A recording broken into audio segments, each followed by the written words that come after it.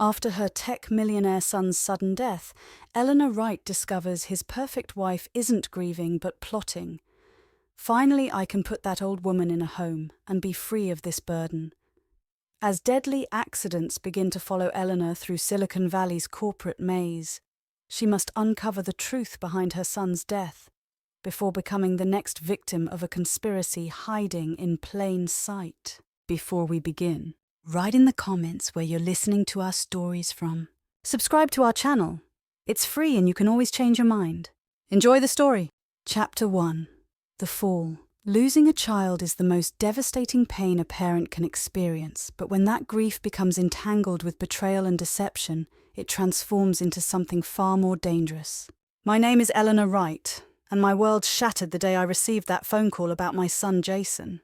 But what I didn't know then was that his death was just the beginning of a nightmare I never saw coming. I've always been the rock in Jason's life. From the moment he was born in our small apartment in Chicago, I knew my purpose was to guide him, protect him, and be his unwavering supporter. We didn't have much. A single mother working 2 jobs rarely does. But what we lacked in wealth, we made up for in determination. Jason wasn't given any advantages in life. The neighborhoods we lived in were tough, the schools underfunded, but he had something special burning inside him. Ambition. More importantly, he had me. I was his constant, his biggest cheerleader.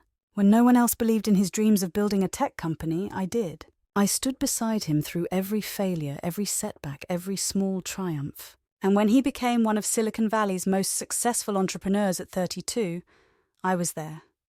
Quietly proud, watching from the sidelines as he conquered the world that had once seemed so far out of reach. But life has a cruel way of reminding us that nothing is permanent. The call came on a Tuesday afternoon in April. I was watering the plants on my porch when my phone rang. Something inside me knew before I answered. A chill ran through my body as the police officer's voice confirmed my worst fear. Jason had been in a car accident on Highway 101. The words didn't register at first. I just remember feeling cold, like the air around me had frozen solid. I wanted to scream, to run, to deny it all. But the officer's gentle voice continued, explaining details I couldn't process. My son, my brilliant, kind, unstoppable son, was gone. The world collapsed in on itself. I couldn't think. I couldn't move. How could this happen? Jason was supposed to be invincible. He was supposed to outlive me. I had always imagined I would die peacefully, knowing he was thriving, carrying on long after I was gone. But that future vanished in an instant. The funeral was held at an elegant chapel in Palo Alto. Everything felt surreal, the flowers, the photographs of Jason smiling, the hushed conversations. So many people came. Business partners, employees, friends I'd never met. I walked through it all in a fog, nodding mechanically when people offered condolences, unable to truly hear or see anything around me, until I heard her voice. Vanessa, my daughter-in-law, stood just a few feet away, talking to someone near the refreshment table. I wasn't meant to hear her, but somehow her words cut through the murmuring crowd with perfect clarity. "Finally," she said, her voice laced with contempt. "I can put that old woman in a home and live without this burden." I froze, my hand clutching my glass of water so tightly I thought it might shatter. My heart, already broken beyond repair, somehow found a new way to break. Vanessa had always been the picture of perfection. Beautiful, polished. The ideal partner for a rising tech mogul. She'd been in Jason's life for 5 years, married for 3. I'd welcomed her into our small family, grateful that my son had found someone to share his success with. Someone who made him happy. Or so I thought. Now, as I stood among mourners, invisible to the woman who had just revealed her true feelings, I felt a strange numbness spread through me. My son's wife. The woman who had shared his bed, his home, his life. She saw me as nothing but a burden to be discarded. I wanted to confront her, to scream at her, but I couldn't move. I was too stunned, too crushed by this new betrayal layered atop the raw wound of Jason's death. I don't know how long I stood there, but eventually I managed to pull myself away. The rest of the funeral passed in a blur, but Vanessa's words echoed in my mind, growing louder with each passing moment. She wasn't just mourning my son. She was plotting my downfall, and in that moment, something shifted inside me. The paralysis of grief gave way to something else, a spark of anger, of determination. I had already lost my child, but I wasn't going to let Vanessa throw me aside like I was nothing. This wasn't just about grieving anymore. It was about survival. That day, amid the worst pain I'd ever known, my fight began. The reading of Jason's will was scheduled for the following week. I arrived at his attorney's office downtown, my hands trembling as I sat in the sleek conference room. The reality of his absence pressed on me from all sides, making it difficult to breathe. Benjamin Lawson, Jason's lawyer for the past decade, greeted me with a gentle handshake. "Mrs. Wright, I'm so sorry for your loss. Jason was an extraordinary man." I nodded, unable to speak. Around the table sat a few distant relatives, some executives from Jason's company, and Vanessa, dressed impeccably in black, her eyes red and puffy. She offered me a sympathetic smile that didn't reach her eyes. The reading began, and I tried to focus on Benjamin's words, but my mind kept drifting. None of this mattered. No amount of money or property could bring Jason back. Then I heard something that jolted me back to attention, and to my mother, Eleanor Wright. I leave not only the sum of $15 million, but also name her as the executor of my estate and controlling shareholder of Wright Technologies. The room went silent. I couldn't believe what I was hearing. My son, the brilliant businessman who had built an empire from nothing, had entrusted me, his simple working-class mother, to oversee everything he had built. I glanced at Vanessa, expecting to see shock or disappointment. Instead, what I saw chilled me to the bone. For just a fraction of a second, her carefully composed mask slipped, revealing something dark and dangerous beneath. Her jaw tightened, her fingers clutching her purse with white knuckles. The lawyer continued reading, detailing Vanessa's portion, a sizable sum by any standard, but clearly less than she had anticipated. She would receive their Malibu beach house and $5 million, with an additional percentage of company profits for the next decade. "Is this some kind of joke?" Vanessa's voice cut through the room, her tone sharp enough to make everyone look up. There must be a mistake. Benjamin adjusted his glasses. "I assure you, Mrs. Right, these were Jason's explicit instructions. The will was updated just 6 months ago." Vanessa's face flushed, but she quickly regained her composure, settling back into her chair with a tight smile. "Of course. I'm just surprised. He never mentioned any of this to me."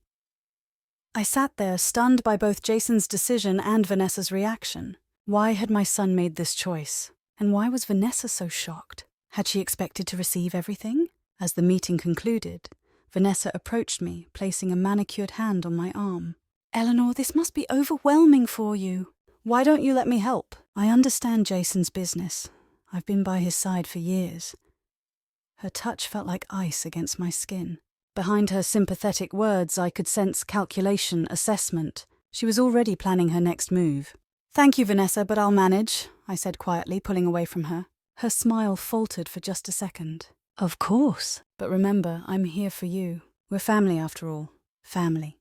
The word hung in the air between us, hollow and false. As I walked out of the office into the bright California sunshine, I felt the weight of what lay ahead. I wasn't just grieving anymore. I was being pulled into a battle I never asked for, against an opponent I was only beginning to understand. That night, as I sat alone in my small Oakland apartment, surrounded by photos of Jason throughout the years, I tried to make sense of everything. Why had he left me in charge? Did he somehow know that Vanessa couldn't be trusted? Had there been problems in their marriage I hadn't seen?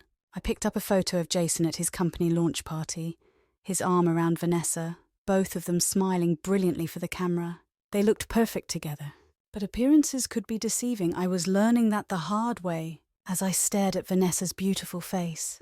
I remembered her words at the funeral, the cold calculation in her eyes at the will reading. This wasn't over. She wanted what Jason had built, and she wouldn't let me stand in her way. For the first time since Jason's death, I felt something beyond grief taking root inside me, determination. I might be a 63-year-old former office manager who knew nothing about running a tech company, but I was also a mother who had raised a son alone in some of Chicago's toughest neighborhoods. I'd fought for him his entire life. Now I would fight for his legacy, and I wouldn't let Vanessa win. Chapter 2. The Whispers. The days after the will reading blurred together as I tried to navigate my new reality. Jason's company, Wright Technologies, was a sprawling operation with over 300 employees and offices in 4 cities. As executor and majority shareholder, I was suddenly responsible for decisions that would affect countless lives. I spent my mornings in meetings with executives who spoke a language of IPOs and venture capital that might as well have been Greek to me. My afternoons were devoted to reviewing documents with Benjamin, trying to understand the empire my son had built. At night, I'd collapse into bed, exhausted but unable to sleep, my mind racing with all I needed to learn. Throughout it all, Vanessa maintained her performance as the grieving widow. She appeared at the company offices regularly, dressed in elegant black attire, offering quiet support and gentle suggestions. To everyone else, she was the picture of dignity and grace. But I began to notice things, small things at first. The way certain employees would defer to her rather than me. How conversations would stop when I entered a room. The slight condescension in her tone when she explained something I'd already understood. "Eleanor, don't worry about the quarterly projections," she'd say, placing a hand on my shoulder in front of the board members. "It's all very complicated. Just leave it to the team." Each interaction was a subtle undermining of my authority, a gentle suggestion that perhaps I wasn't up to the task. And it was working. I could see the doubt in people's eyes, the unspoken question. Why had Jason left this company in the hands of his elderly mother instead of his capable wife? I began to wonder the same thing myself, until the day I overheard a conversation I wasn't meant to hear. I was working late at the company headquarters, reviewing financial reports in what had been Jason's office. Most of the staff had gone home, the building quiet except for the hum of the air conditioning. I had stepped out to get coffee from the break room when I heard voices coming from the conference room down the hall. "She's completely out of her depth," Vanessa's voice, no longer maintaining its sympathetic tone. "She has no idea what she's doing." "The board is getting concerned," a male voice responded, Marcus Chen, one of the company's senior VPs. "The stock is already down 5% since the announcement." "It's only going to get worse," Vanessa said. "Eleanor can barely use a smartphone, let alone understand a tech company. This decision of Jason's, it makes no sense." "Unless he wasn't thinking clearly," Marcus suggested. "You mentioned he'd been under a lot of stress before the accident." There was a pause. "Yes," Vanessa's voice softened. "He hadn't been himself for months. Distant, paranoid. I tried to get him to see someone, but you know how stubborn he was." My heart pounded in my chest. What was she implying? "Is there anything that can be done?" Marcus asked. "Legally, I mean." Another pause, longer this time. "Perhaps. If Eleanor were found to be incapable of handling these responsibilities, the court might intervene." "Incapable how?" "She's 63, Marcus. Living alone, dealing with unimaginable grief. Who knows what toll that takes on someone's mental state, on their decision-making abilities." I pressed myself against the wall, my coffee forgotten. The blood rushed in my ears as the implications of her words became clear. Vanessa wasn't just trying to undermine me, she was laying the groundwork to have me declared incompetent. "I don't know, Vanessa." Marcus sounded hesitant. "That seems extreme." "What's extreme is watching everything Jason built fall apart because his mother can't tell the difference between code and the Kindle she reads her romance novels on," Vanessa snapped. "I'm not going to let that happen." I'd heard enough. I slipped back to Jason's office, my mind racing. This wasn't just office politics or a grieving widow's resentment. This was calculated, deliberate. Vanessa was planning to take everything, the company, Jason's legacy, my dignity, and she was willing to destroy me to do it. That night, I couldn't sleep. Vanessa's words played over and over in my mind. I'd known she resented me, but this was something else entirely. She was portraying me as mentally unstable, planting seeds of doubt among the company leadership.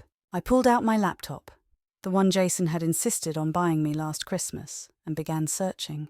How to prove mental competency. Ageism in business. Executor responsibilities in California. By morning, I had pages of notes and a growing sense of what I was up against. This wasn't a fair fight. Vanessa had connections, resources, and years of building relationships at the company. I was an outsider, the nice mom who showed up at company picnics, nothing more. But I had one thing Vanessa didn't. I knew what she was planning. And knowledge, as Jason always said, was power. I made 3 decisions that morning. First, I needed allies, people who had known Jason well and whom I could trust. Second, I needed to understand the business quickly, well enough to demonstrate my competence beyond any doubt. And third, I needed to watch Vanessa very, very carefully. I started with Daniel Morgan, Jason's oldest friend and the company's chief technology officer. He'd been there from the beginning, working alongside my son in a cramped apartment before they had investors or offices. If anyone knew Jason's true wishes for the company, it would be Daniel. We met for coffee at a small shop away from the office. Daniel looked tired, his usually well-kept beard now slightly unkempt, dark circles under his eyes. "Thanks for meeting me," I said as we sat in a quiet corner. "How are you holding up?" Daniel ran a hand through his hair. "Not great, to be honest. The company feels different without him." "Everything does." "I know," I sighed. "Daniel, I need to ask you something important. Did Jason ever talk to you about his plans for the company? About who he wanted to take over if something happened to him?" Daniel looked surprised. He mentioned updating his will a while back, but we didn't get into specifics. "Why? Is something wrong?" I hesitated, then decided on honesty. "I think Vanessa expected to be left in charge. She's not happy with Jason's decision, and I'm worried about what she might do." Daniel's expression darkened. "What kind of do?" "She's suggesting to people that I'm not mentally capable of handling the responsibility, that Jason wasn't thinking clearly when he made me executor."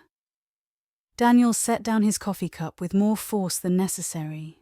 "That's ridiculous. Jason knew exactly what he was doing, always." "Did they have problems?" I asked quietly. "Jason and Vanessa? He never said anything to me, but—" Daniel looked uncomfortable. "It wasn't my place to get involved." "Daniel, please. I need to understand what's happening." He sighed heavily. "They put on a good show in public, but things hadn't been great for a while. Jason never gave details, but about 8 months ago he started asking a lot of questions about the company structure, about ways to protect the intellectual property. Protect it from what? He didn't say specifically, but he was concerned, and he was spending a lot of time with lawyers. My mind raced. 6 months ago is when he updated his will." Daniel nodded slowly. "That timing doesn't seem coincidental." We talked for another hour, Daniel filling me in on company matters, explaining the current projects and challenges. As we were about to leave, he put a hand on my arm. "Eleanor, be careful." "Vanessa, she's always been ambitious, and she knows the business world in ways you don't." "I'm learning quickly," I said. "I don't doubt that. You raised Jason, after all." He smiled slightly. "But watch your back, and if you need anything at all, call me." As I walked back to my car, I felt both stronger and more frightened than before. I had an ally in Daniel, and possibly some insight into why Jason had made his decisions. But Vanessa's plans were already in motion, and I was still catching up. That evening, as I pulled into the driveway of my rental house, I'd moved from Oakland to Palo Alto to be closer to the company. I noticed a car I didn't recognize parked across the street. A man sat in the driver's seat, apparently focused on his phone. I thought nothing of it until I saw the same car with the same man outside the coffee shop the next morning, and again near the company offices that afternoon. Someone was watching me, and I had little doubt who had ordered the surveillance. The game had begun in earnest. Vanessa was gathering ammunition, looking for any mistake, any sign of weakness she could use against me. I needed to be perfect, composed, competent, and completely in control at all times. As I prepared for bed that night, my phone buzzed with a text message from an unknown number. "Be careful what you say to Daniel Morgan. Loyalty can be bought." I stared at the screen, my hands trembling slightly. It wasn't enough for Vanessa to watch me. She wanted me to know I was being watched. She wanted me to feel isolated, paranoid. Instead of fear, I felt a surge of determination. If Vanessa thought intimidation would make me back down, she didn't know me at all. I hadn't fought my way through poverty and single motherhood to be bullied now. I deleted the message and turned off my phone. Tomorrow would be another day in this silent war, and I needed to be rested. Because one thing was becoming increasingly clear. Vanessa wasn't just after Jason's money or his company. She wanted me gone. Completely. And I was beginning to wonder just how far she would go to make that happen. Chapter 3. The Trap. The morning started like any other in my new role. Early alarm, strong coffee, and a quick review of emails before heading to the office. But as I backed my car out of the garage, I immediately sensed something was wrong. The steering felt loose, unresponsive. When I tapped the brakes at the end of the driveway, The pedal went unnaturally soft beneath my foot. A cold prickle of fear ran up my spine.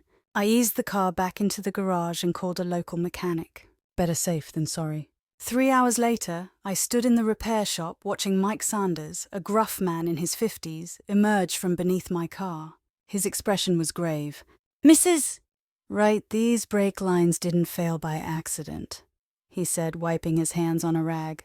"Someone tampered with them. See this clean cut? That's deliberate." The world seemed to tilt around me. "You're saying someone wanted my brakes to fail?" Mike nodded grimly. "If you'd hit the highway, at speed, you wouldn't be standing here talking to me." I felt sick. I'd suspected Vanessa was plotting against me, but this was attempted murder. "Should I call the police?" I asked, my voice barely steady. Mike hesitated. "You could, but without cameras or witnesses. It'll be your word against whoever did this. And brake lines can be cut in under 30 seconds. He was right. I had no proof, just suspicion. And accusing my son's widow of trying to kill me without evidence would make me look exactly like what Vanessa wanted everyone to believe. An unstable, paranoid old woman. "Fix the car, please," I said quietly. "And don't mention this to anyone." Mike gave me a long look. "Be careful, Mrs. Right? Whoever did this won't be happy it failed." I nodded, then called an Uber to take me to the office. As we drove, I stared out the window, my mind racing. This wasn't just a corporate power struggle anymore. Someone, and I had little doubt who, had tried to kill me. I needed help, but who could I trust? The police might dismiss me. Most of Jason's colleagues barely knew me. And now I questioned whether even Daniel was truly on my side. Then it hit me. Jason wouldn't have left me in this position without resources. He was always 10 steps ahead, always planning for contingencies. There had to be something, someone. Benjamin Lawson? Jason's lawyer had known my son for years, long before Vanessa entered the picture. If Jason had suspected trouble, Benjamin might know more than he'd revealed. I redirected the Uber to Benjamin's downtown office. He looked surprised when his secretary showed me in, but quickly cleared his schedule. "Mrs. Wright, what can I do for you?" he asked, gesturing for me to sit. I decided honesty was my only option. "Someone tampered with my car this morning. Cut the brake lines." Benjamin's professional composure cracked. "My God, are you all right?" "I'm fine." I noticed something was wrong before I got on the road. I leaned forward. "Benjamin, I think Vanessa might be behind it." He didn't look as shocked as I expected. Instead, he removed his glasses, rubbing the bridge of his nose. "I was afraid something like this might happen." My heart skipped. "What do you mean?" Benjamin hesitated, then stood and walked to his filing cabinet. He unlocked a drawer and removed a sealed envelope. "Jason left this with me 6 months ago, with instructions to give it to you if anything happened to him or if you came to me with concerns about your safety." My hands trembled as I took the envelope. Inside was a USB drive and a handwritten letter in Jason's familiar scrawl. "Mom, if you're reading this, either I'm gone or you've realized Vanessa isn't who she pretends to be. I hope it's neither, but I've learned to prepare for the worst. I married Vanessa believing I knew her. I was wrong. The woman I fell in love with doesn't exist. Behind the perfect smile is someone calculating, ruthless, and dangerous. I discovered this too late. By the time I realized who she really was, our lives were too entangled to simply walk away. I've been gathering evidence, preparing to leave her, but I have to be careful. Vanessa has connections, dangerous ones, that she's kept hidden from everyone. The USB contains everything I've found. Financial records showing money transfers to offshore accounts, communications with people involved in illegal activities, and recordings of conversations that reveal her true nature. There's also a copy of my real will. The public one is different, designed to make Vanessa show her hand. I've left you in charge because you're the only person I trust completely. My hope is that Vanessa accepts the terms and moves on, but I fear she won't. She's grown accustomed to the wealth, the status, the power. If you're reading this, be careful. Vanessa is more dangerous than she appears. Contact Detective James Sullivan at the SFPD. He's been helping me build a case discreetly. I love you, Mom. You taught me to stand up for what's right, no matter how hard. Now I'm asking you to do the same one last time. Jason. I read the letter twice, tears blurring my vision. Jason had known, all this time. He'd been living with someone he feared, someone he was planning to leave. And now I understood why the brake lines had been cut. Vanessa didn't just want control of the company. She wanted to eliminate the last obstacle between her and everything Jason had built. "Did you know what was on this?" I asked Benjamin, holding up the USB. He shook his head. "Jason only told me it was insurance. That if anything happened to him, it would protect you." I slipped the drive and letter back into the envelope. "Thank you, Benjamin. I need to go." "Where?" "Mrs. Wright, if what you're saying is true, you might not be safe." "I'm going to see Detective Sullivan," I said, standing up. "And then I'm going to figure out exactly what my son discovered about his wife." Benjamin looked concerned. "Let me arrange security for you, at least until we know the extent of the threat." I agreed. Not because I wanted protection, but because I needed time. Time to review what was on the USB, to meet with the detective, to understand what I was up against. By that evening, I was set up in a hotel room under a different name, with a security guard posted outside. On my laptop, I began exploring the contents of the USB drive. What I found chilled me to the bone. Jason had been thorough. There were financial records showing Vanessa had been siphoning money from their joint accounts to offshore holdings. Emails between her and several men with criminal backgrounds. Background checks revealing her entire history was fabricated. Even her name wasn't real. Most disturbing were the audio recordings. Jason had apparently placed recording devices in their home. In one, Vanessa spoke on the phone about him in a cold, calculating way. "He's becoming suspicious. We may need to accelerate our timeline." In another, she argued with someone about money. "I didn't marry him for $5 million. I married him for everything, and I'll get it, one way or another." I listened for hours, my heart breaking anew with each revelation. My son had been living with a predator, someone who had targeted him for his wealth and was preparing to take everything. And then, in the final recording, dated just 3 days before the accident, I heard something that made my blood freeze. Vanessa speaking quietly into a phone. "The brakes are the easiest. Make it look like an accident. Highway 101 near the Palo Alto exit. Friday morning, he always takes that route. The same highway where Jason had died. The same method someone had just tried to use on me." I sat back, overwhelmed by the horrifying truth. Jason hadn't died in an accident. Vanessa had ordered his murder, and now she was trying to do the same to me. With shaking hands, I picked up my phone and called the number for Detective Sullivan that Jason had included in his letter. It was time to end this. Not just for my sake, but for justice for my son. The detective answered on the third ring. "Sullivan. Detective Sullivan, my name is Eleanor Wright. I'm Jason Wright's mother." I took a deep breath. "My son was working with you before he died. I have evidence that his death wasn't an accident, and that my life is in danger too." There was a pause then. "Mrs. Wright, I've been waiting for your call. How quickly can you come to the station?" "I'll be there in 30 minutes. As I gathered my things, I felt a strange calm settle over me. The grief and fear were still there, but now I had purpose. Jason had left me the tools I needed to finish what he'd started.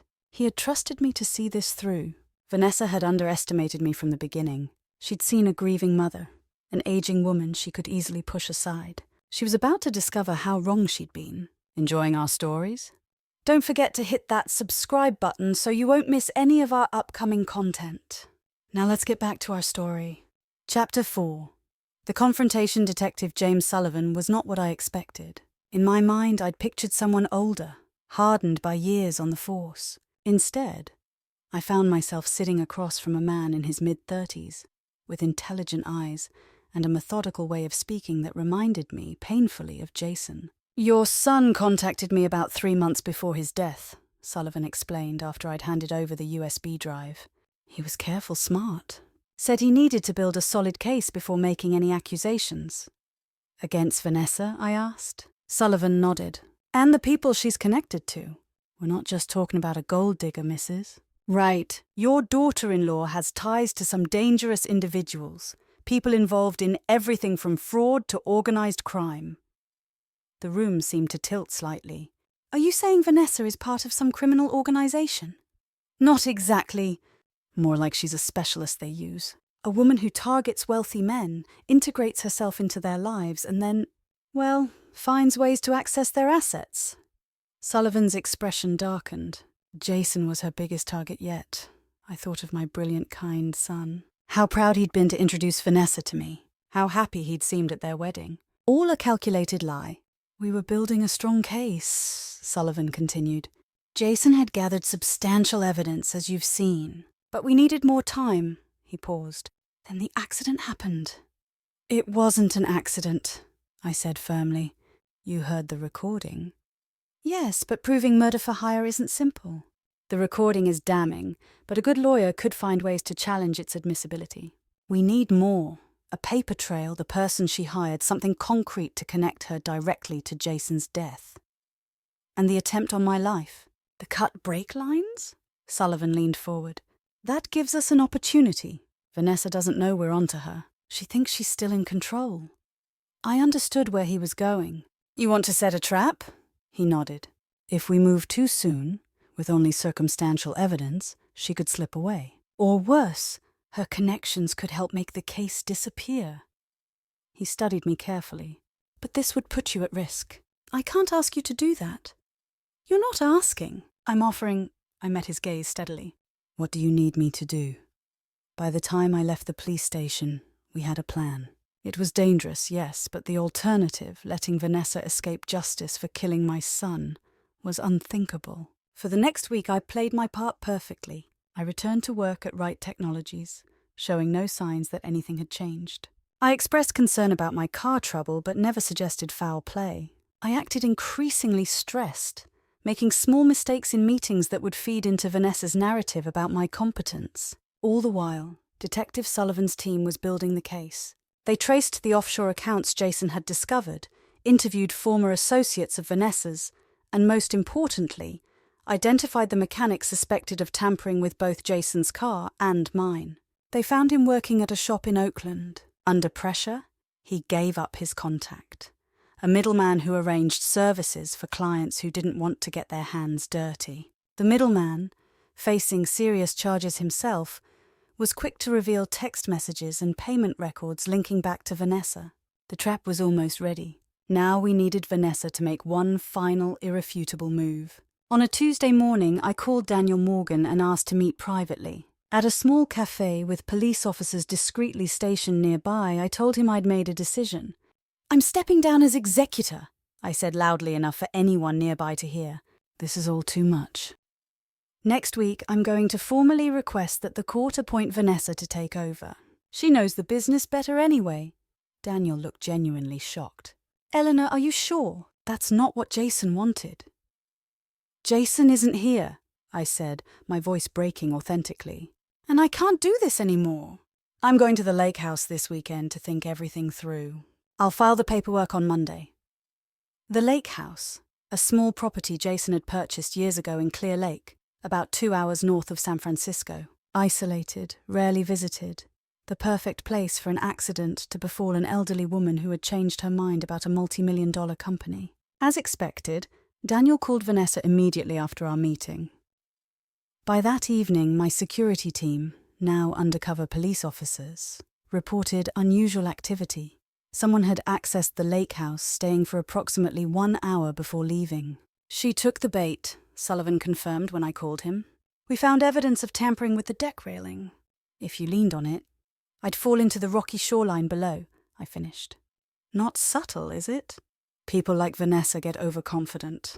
They've gotten away with so much for so long, they start to believe they're untouchable. He paused. Are you sure you want to go through with this? We could arrest her now with what we have, and risk her walking free on some technicality. No, I took a deep breath. We finish this. For Jason. That Friday afternoon, I made a show of packing my car for the weekend, making sure Vanessa's surveillance saw me leave. The drive to Clear Lake was tense, even with an unmarked police car following at a distance. The lake house looked exactly as it always had. A modest A-frame cabin perched on a bluff overlooking the water. In the fading light it seemed peaceful, belying the danger I knew waited inside. Detective Sullivan called as I pulled into the driveway. We're in position. Remember, don't go near the back deck until we give the signal. And wear the wire at all times. I assured him I would be careful and ended the call. Then I waited. Vanessa arrived just after 9 p.m. her headlights off as she coasted to a stop behind some trees near the property. If I hadn't been watching for her, I might not have noticed her approach. I moved to the living room, positioning myself where she would see me through the windows. I made a show of pouring a glass of wine, reviewing papers, all the while keeping away from the compromised deck as instructed. The knock, when it came, startled me despite my anticipation. I opened the door to find Vanessa standing there, a concerned smile on her face. She looked perfect as always. Designer jeans, cashmere sweater, not a hair out of place. "Eleanor!" "I was in the area and thought I'd check on you," she said, the lie flowing effortlessly from her lips. "Daniel mentioned you were coming up here. Are you okay?" I feigned surprise. "Vanessa, this is unexpected. May I come in? It's getting chilly out here." I stepped aside, acutely aware of the wire beneath my sweater and the police officers watching from the darkness. Vanessa walked in, her eyes scanning the room quickly, taking in the wine, the papers, my overnight bag. "It's nice here," she said, moving further into the cabin. Jason loved this place, didn't he? Though he always said the deck needed work. My heart pounded as she casually moved toward the back of the house. I needed to keep her talking, to get her to reveal her intentions. "I've been thinking about the company," I said, following her but keeping my distance. "About Jason's decision to put me in charge." Vanessa turned, her expression softening with practiced sympathy. "It's a lot of responsibility. Too much, really, for someone who should be focused on grieving." "That's what I've realized," I replied, watching her carefully. "I'm not cut out for this. The business world, the pressure. It's not for me." Something flashed in her eyes. Triumph quickly masked. "You know, Eleanor, no one would blame you for stepping down. Jason wouldn't want you to suffer like this. That's what I was thinking. That maybe you should take over." Vanessa tried to hide her smile, but I saw the corner of her mouth twitch upward. "If that's what you think is best. For Jason's legacy." "Would you like to discuss it outside?" I gestured toward the back deck. "The view of the lake is beautiful at night." She nodded eagerly. "Some fresh air would be nice." I led her toward the back door, my pulse racing. This was the moment Sullivan had warned me about. I needed to get her to incriminate herself without putting myself in danger. Just before reaching the door, I stopped. "Actually, before we go out, I should ask you something. Something that's been bothering me since Jason died." Vanessa's smile fixed in place. "Of course. Anything." I took a deep breath. "Did you kill my son?" The question hung in the air between us. For a split second, Vanessa's mask slipped completely. Her eyes went cold, her posture rigid. Then, just as quickly, the facade was back. "Eleanor," she said with a nervous laugh, "grief can make us think terrible things. You're not well." "I'm perfectly well," I replied. "And I have the recordings Jason made. I know what you did to his brake lines, just like you did to mine last week." All pretense vanished from Vanessa's face. Her beauty hardened into something cruel and calculating. "You have no idea what you're talking about," she said, her voice low. "And even if you did, it would be your word against mine. The grieving, unstable mother-in-law making wild accusations." "That might have worked before," I said, reaching into my pocket. "But not anymore." I pulled out my phone and played one of the recordings. Vanessa's voice discussing Jason's route the day of his accident. Her face paled. "Where did you get that?" she demanded. "Jason was smarter than you gave him credit for. He knew what you were." "What you were planning?" Vanessa's expression turned venomous. "He was a fool. Brilliant with computers maybe, but blind when it came to people. Do you know how easy it was to make him fall in love with me? How easy it would have been to access everything without all this mess? Why kill him then? Why not just divorce him? Take your settlement." She laughed bitterly. "A prenup that would give me practically nothing? No, I invested years in this. I deserved everything." "And me? Why try to kill me?" "You were supposed to be a non-issue," she spat. "A signature on some papers, nothing more. But Jason had to complicate things, making you executor?" Her eyes narrowed. "No matter. After your unfortunate accident this weekend, all the problems will be solved." There it was. The confession Sullivan needed, captured clearly on the wire I was wearing. "You won't get away with this, Vanessa." She moved closer, all charm gone now. "I already have. By the time they find your body at the bottom of that cliff, I'll be executing the contingency plan." New identity, new country. Your son's money will keep me very comfortable. Was it worth it? I asked quietly. Killing Jason? Destroying the one person who truly loved you? Something flickered in her eyes. Not remorse exactly, but perhaps a moment of recognition of what she'd thrown away. Then it was gone. He never knew the real me, she said coldly. No one does. That's where you're wrong, I replied. I know exactly who you are now. Behind Vanessa, the back door opened. Detective Sullivan stepped in, flanked by 2 officers. Vanessa Wright, he said. You're under arrest for the murder of Jason Wright and the attempted murder of Eleanor Wright. Vanessa's face contorted with rage. She looked from Sullivan to me, realization dawning that she'd been trapped.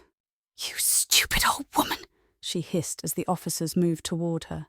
You have no idea what you've done. I have people, powerful people, who won't let this stand. Save it for your attorney, Sullivan said, reading her rights as the officers handcuffed her. I watched in silence as they led her away. This beautiful, deadly woman who had taken my son from me. I felt no satisfaction, no triumph, only a profound sadness for everything that had been lost. Detective Sullivan stayed behind briefly. You did well, he said gently. The confession was clear. With that and the evidence we've gathered, she won't see freedom for a very long time. I nodded, suddenly exhausted. What about these powerful people she mentioned? We're already investigating her network. Jason's recordings have given us leads we never had before. He squeezed my shoulder. It's over, Mrs. Right. You're safe now. But as I stood alone in the cabin after everyone had left, I knew it wasn't really over. Justice had been served, yes, but my son was still gone. The emptiness, the grief, those remained. I walked out onto the back porch, now made safe by the police, and looked out at the moonlight reflecting on the lake's surface. Somewhere in the distance, an owl called into the night. We did it, Jason, I whispered to the stars above. She can't hurt anyone else now. The cool night air carried no response, but for the first time since my son's death, I felt a measure of peace. The fight was over. Now the healing could begin. Chapter 5. The Legacy. The trial of Vanessa Wright dominated headlines for months. The beautiful widow, the tech millionaire's murder, the grieving mother who brought down a killer, it had all the elements of a sensational story. Reporters camped outside my house, called constantly, showed up at Wright Technologies hoping for a quote or a photograph. I gave them nothing. This wasn't about publicity or vengeance. It was about justice for my son. The evidence against Vanessa was overwhelming. Beyond Jason's recordings and her confession at the lake house, Detective Sullivan's team uncovered a trail of destruction that spanned years. 3 previous marriages to wealthy men, all ending with suspicious accidents or sudden illnesses. Offshore accounts holding millions. A network of accomplices who helped her create new identities, target victims and disappear when necessary. Most damning was the testimony of the mechanic who had sabotaged both Jason's car and mine. Facing life in prison himself, he detailed how Vanessa had arranged everything, how coldly she had planned my son's murder. Throughout the trial, Vanessa maintained her composure, playing the role of the wrongfully accused widow with the same skill she had once played the loving wife. But the mask slipped during cross-examination when the prosecutor played Jason's recordings. For just a moment, the courtroom glimpsed the true Vanessa. Cold, calculating, enraged at being outsmarted by the man she had murdered. The jury deliberated for less than 5 hours before returning with a guilty verdict on all counts. The judge sentenced her to life without parole, plus additional years for the attempt on my life. As Vanessa was led from the courtroom, she looked at me one last time, her beautiful face twisted with hatred. I held her gaze steadily, refusing to look away. She had taken my son, but she hadn't broken me. She never would. The aftermath of the trial brought unexpected challenges. Wright Technologies had suffered during the months of uncertainty and negative publicity. Key employees had left. Investors had grown nervous, and competitors had seized the opportunity to poach talent and clients. As executor and majority shareholder, the responsibility for saving Jason's company fell to me, a responsibility I was no longer sure I wanted. In the quiet moments after justice had been served, I found myself questioning everything. What was I doing running a tech company at 63? Was this really what Jason would have wanted for me? One evening, as I sat in my son's office reviewing quarterly reports, Daniel Morgan knocked on the door. "Got a minute?" he asked, looking more relaxed than I'd seen him since before Jason's death. "Of course." I gestured to the chair across from me. "What's up?" Daniel sat studying me for a moment. "You look tired, Eleanor."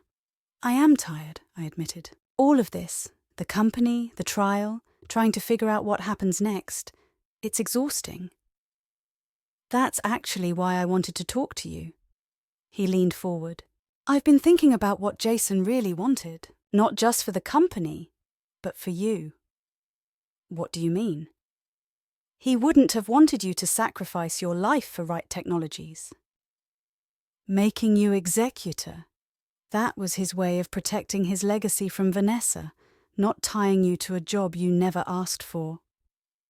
I sighed, feeling the truth of his words. "But I can't just abandon the company. There are hundreds of employees counting on these jobs. Jason built something important here." "No one's suggesting abandonment," Daniel said. "But there are other ways to honor Jason's legacy while still living your own life." He outlined a plan, restructuring the company leadership, bringing in experienced executives for day-to-day operations while I remained as chairwoman of the board. I would have oversight without the burden of daily management. The company would create a foundation in Jason's name, focused on helping young entrepreneurs from disadvantaged backgrounds, kids like Jason had once been. "You'd still be protecting what he built," Daniel explained, "but you'd also have freedom to grieve properly. To decide what you want the next chapter of your life to look like." As he spoke, I felt something loosen in my chest, a tension I hadn't realized I'd been carrying. The idea of stepping back while still honoring Jason's vision felt right in a way that struggling to run the company never had. "I think Jason would have liked that plan," I said finally. "Especially the foundation part." Daniel smiled. "He would have. He never forgot where he came from." "How hard you worked to give him opportunities." Over the next few months, we implemented the changes. I appointed a new CEO, a brilliant woman who had worked with Jason from the early days and shared his vision. We established the Jason Wright Foundation with an initial endowment of $10 million.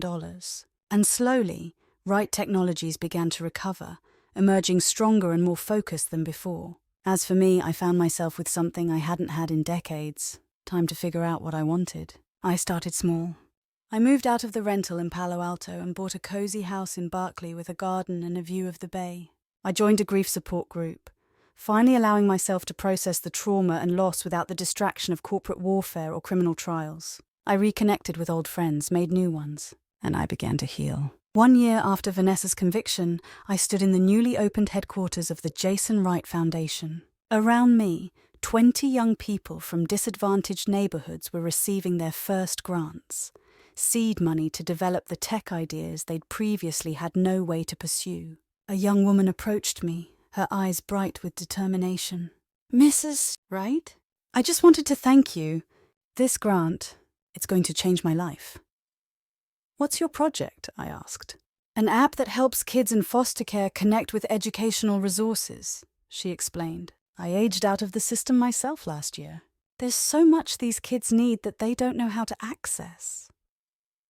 As she spoke about her vision, I saw echoes of Jason, the same passion, the same desire to solve problems and help others. This was my son's true legacy, not the buildings or the stock price or the product lines. It was inspiring the next generation to create, to innovate, to make the world better. Later that evening, as I sat in my garden watching the sunset over the bay, I thought about the journey of the past 2 years, the unimaginable loss, the betrayal and danger, the fight for justice. I had lost my son and nothing could ever fill that void completely. But in fighting for his legacy, I had discovered strengths I never knew I possessed.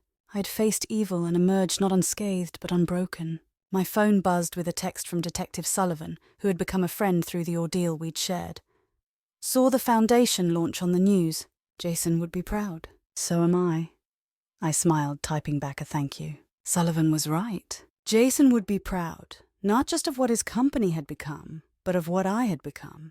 Not the grieving mother who could be easily dismissed, not the burden Vanessa had seen, but a woman of resilience and purpose. The sun dipped below the horizon, painting the sky in shades of orange and pink. Tomorrow would bring foundation meetings, board decisions, perhaps a lunch with one of my new friends. Life continuing in ways I never could have imagined. "I miss you every day," I whispered to the evening sky, to my son who wasn't there to hear. "But I'm okay, I promise." And for the first time in a very long time, I truly was. Chapter 6. The Revelation. 2 years after Vanessa's conviction, I received an unexpected call from Detective Sullivan. "Mrs. Right, do you have time to meet today? There's something you should know." His tone sent a chill through me. "Is it about Vanessa? Has something happened?" "Not exactly. It's about Jason's case. Some new information has come to light. We arranged to meet at a quiet cafe near my home." Sullivan arrived looking troubled, a thick folder tucked under his arm. "What is it?" I asked after we'd ordered coffee. "You're making me nervous." Sullivan sighed. "We've been continuing to investigate Vanessa's network, following money trails, communications, and we found something unexpected." He opened the folder and slid a photograph across the table. It showed Jason, my Jason, sitting at an outdoor cafe with a man I didn't recognize. "This was taken 3 weeks before your son's death," Sullivan explained. "The other man is Victor Driscoll. He's a former intelligence operative who now works private security." I stared at the photo, confused. "I don't understand. What does this have to do with Vanessa?" "We interviewed Driscoll last week. He was reluctant to talk, but eventually he confirmed that Jason hired him for a very specific purpose." Sullivan paused. "Your son knew someone was trying to kill him, Eleanor. He knew, and he was taking steps to protect himself." My coffee sat untouched, growing cold. If he knew, why didn't he go to the police sooner? Why didn't he tell me? According to Driscoll, Jason suspected Vanessa was working with someone inside the company. Someone with access to his schedule, his communications. He couldn't risk alerting them. Sullivan hesitated. "And he was worried about your safety. He thought the less you knew, the safer you'd be."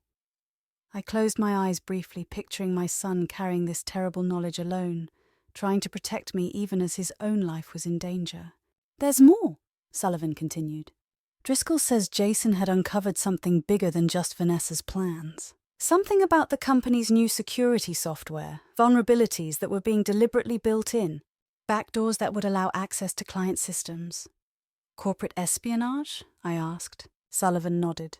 "And potentially worse. Some of their clients are government agencies, defense contractors. The implications were serious." "And Vanessa was involved in this?" "Yes, but not alone. She was working with someone high up in the company. Jason was close to figuring out who, when they killed him," I finished. Sullivan pushed another document toward me, a partial email Jason had sent to Driscoll the day before his death. It mentioned a meeting, evidence he'd secured, and a name that had been redacted. "We think Jason was planning to expose everything the next day," Sullivan said quietly. "That's why they couldn't wait any longer." My mind raced, piecing together implications. The sabotaged breaks? That was never just Vanessa's plan, was it? She had help. We believe so. Someone who stood to lose everything if Jason went public. "Do you know who?" Sullivan's expression turned grim. "We have a strong suspicion, but we need more evidence." "That's partly why I'm here. After we arrested Vanessa, searches of the company files stopped. People relaxed. Now we're seeing activity again. Someone looking for anything Jason might have hidden." A horrible thought occurred to me. The new CEO, is she in danger? "We're watching the situation closely," Sullivan assured me. "But yes, potentially. Anyone who gets too close to what Jason discovered could be at risk." I sat back, overwhelmed. Just when I'd thought the nightmare was over, it was expanding, revealing new depths of betrayal and danger. "What happens now?" I asked. "We continue our investigation carefully. But I wanted you to know." "And," Sullivan hesitated, "I need to ask if Jason might have hidden anything else. Something he didn't include on the USB he left with his lawyer. Something only you would know about." I thought hard, trying to recall any unusual comments, any significant moments from our last conversations. Nothing stood out except, "The lake house," I said suddenly. "The last time we were there together, about a month before he died, Jason spent hours alone in the boathouse. Said he was fixing the old rowboat, but when I went down later, the boat hadn't been touched. Sullivan's eyes sharpened. Would you be willing to go back there? Today? The drive to Clear Lake was tense, memories of my last visit, the trap for Vanessa, vivid in my mind. But this time, I wasn't frightened. I was driven by a new purpose. Completing what Jason had started, exposing whoever had helped plan his murder. The boathouse was a simple structure at the water's edge, weathered by years of sun and rain. Inside, an old rowboat rested on sawhorses, collecting dust. Nothing seemed unusual or out of place. Sullivan began a methodical search, examining walls, floorboards, ceiling beams. I watched, wondering if we were chasing ghosts. Then I remembered something. A game Jason and I used to play when he was small.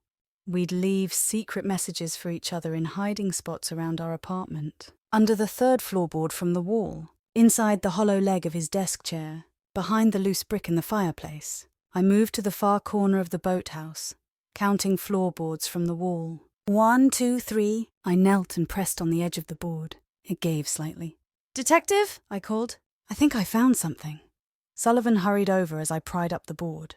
Beneath it was a small waterproof case, the kind photographers use to protect equipment. Inside was a hard drive, carefully sealed in plastic, and a handwritten note.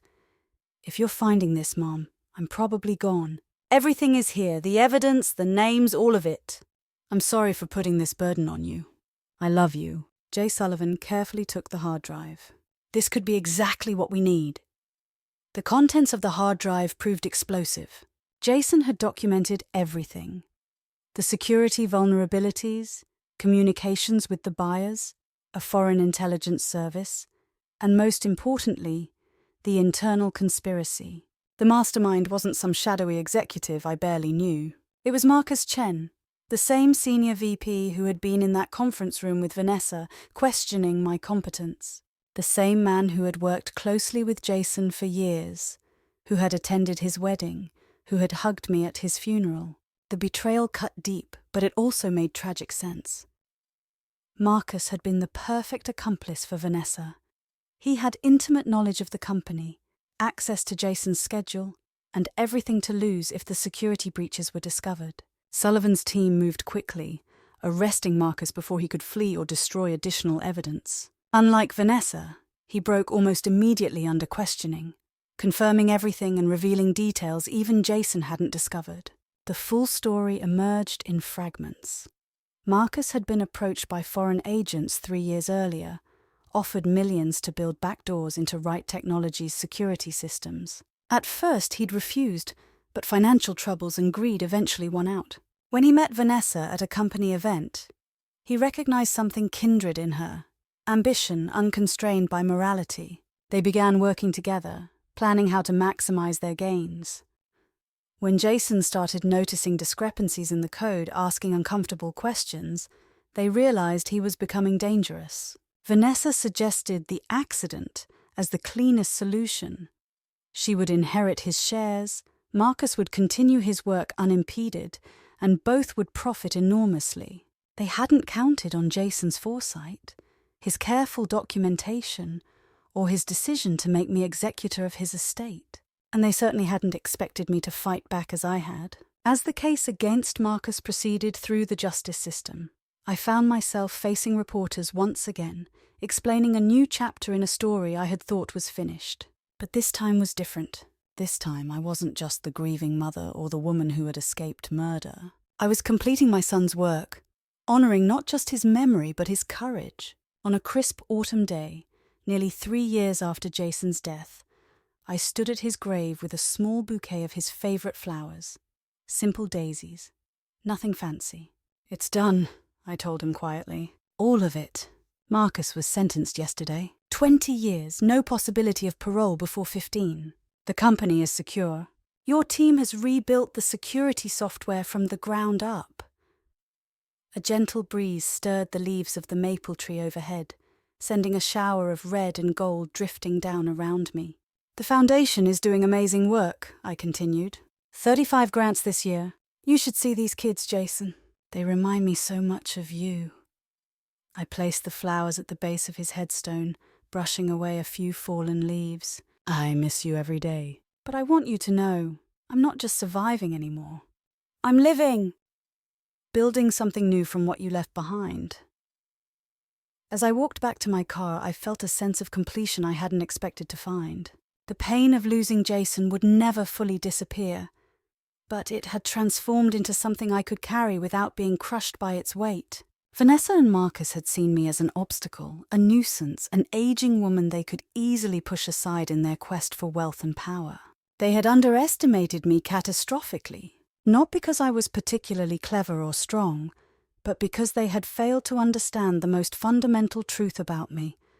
I was a mother, and there is nothing more dangerous than a mother fighting for justice for her child. In the end, that was Jason's most powerful legacy, not the company or the foundation or even the evidence that brought down his killers. His legacy was the love between us, a bond that even death couldn't break, a bond that had given me the strength to fight when fighting seemed impossible. As I drove away from the cemetery, the autumn sun warm on my face, I felt a peace I hadn't known in years.